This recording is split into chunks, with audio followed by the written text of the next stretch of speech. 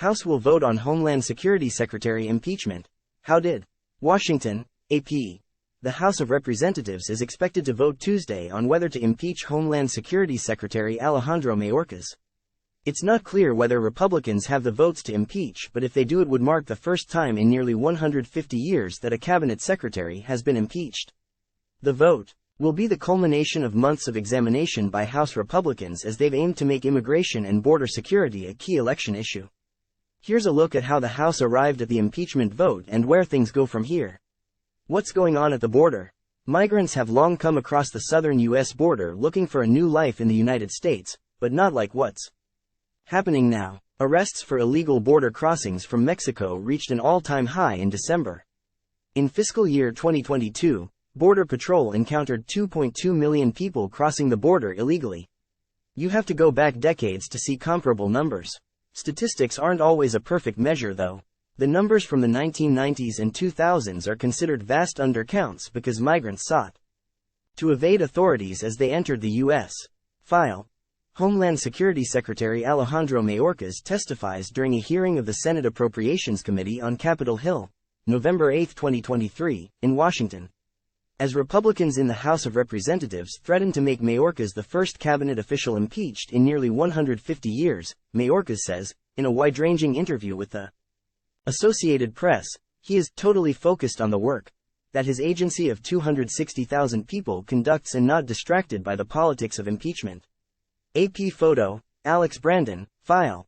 Decades ago, the typical migrant trying to come to the U.S. was a man from Mexico looking for work, and he tried to dodge Border Patrol agents. That dynamic has changed drastically. Migrants now are still coming from Central and South America, but they're also coming from much farther away, China, Afghanistan and Mauritania, to name just a few countries.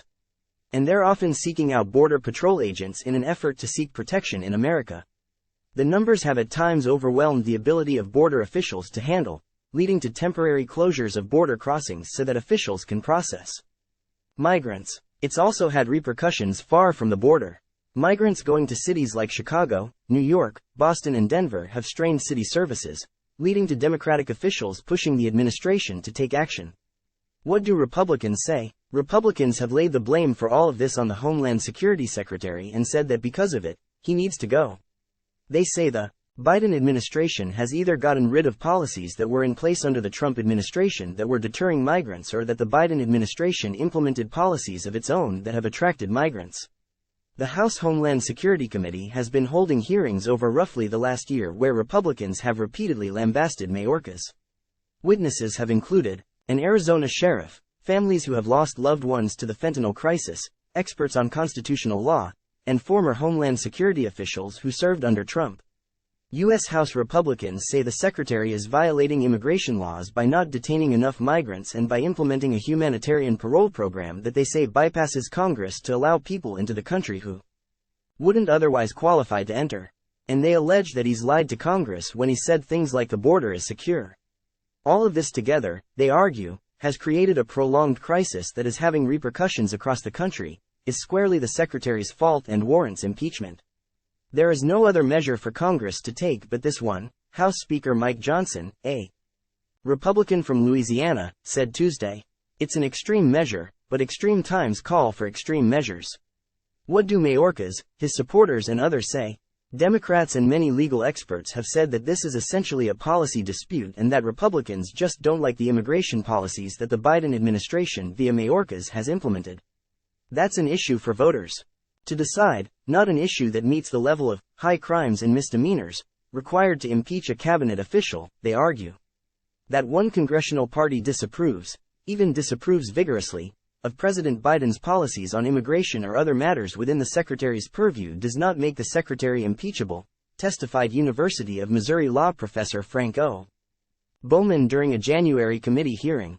Secretary Mayorkas and supporters have often said that it's not the actions of the administration that are drawing migrants to the southern border, but that it is part of a worldwide phenomenon of migrants, driven by political, economic and climate turmoil, who are more willing to embark on life-threatening journeys to seek out a better life.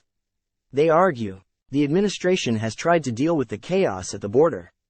Over roughly the last year, Mayorkas has been the public face of a policy that seeks to create pathways for migrants to come to the U.S., such as an app that lets them schedule a time to come to the border and seek entry. And, they argue, that policy has new efforts to limit who can get asylum and to order aggressive deportations. But the Biden administration and supporters contend that the secretary is dealing with a wildly underfunded and outdated immigration system that only Congress has the power to truly fix. So far, they argue, it hasn't. What happens if Mayorkas is impeached? He still has a job. Once someone is impeached, the issue goes to the Senate.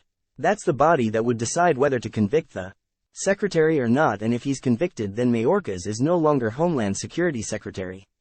But conviction is a much higher bar than impeachment.